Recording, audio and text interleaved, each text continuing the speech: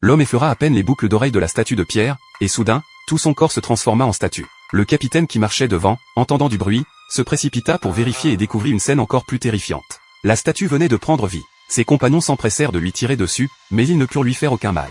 Malheureusement, un homme trébucha et toucha l'homme pétrifié. Il se transforma instantanément en statue, et la statue qui l'avait touché reprit vie aussi. De plus en plus de camarades se transformaient en statues, et de plus en plus de statues reprenaient vie. Le vieil homme dit que seul l'objet mystérieux au centre pouvait les sauver. Ils se précipitèrent à l'intérieur, puis sortirent le collier pour activer le cristal. Seuls 3 colliers placés simultanément pouvaient contrôler les statues. Mais le collier de John était à l'intérieur de son corps. Il devait déchirer son corps pour récupérer le collier. Mais une fois le corps déchiré, il lui serait difficile de survivre. Alors qu'il hésitait, il se retourna et vit la fille qu'il aimait abattue par une statue. Il décida de sortir son collier. John plongea sa main dans son propre corps, puis tira violemment sur le collier pour l'extraire. Finalement, il plaça le collier à l'intérieur. En un instant, toutes les personnes ressuscitées redevinrent des statues. Les gens étaient sauvés. Mais John finit par mourir. Soudain, une grande quantité d'eau noire apparut au centre, puis un cristal au pouvoir mystérieux s'éleva. Le vieil homme s'en empara immédiatement et finit par l'avaler. Ses yeux devinrent noirs. L'assassin était devenu un monstre dépassant les limites humaines. Il pouvait respirer librement sous l'eau et voler à 10 000 mètres d'altitude.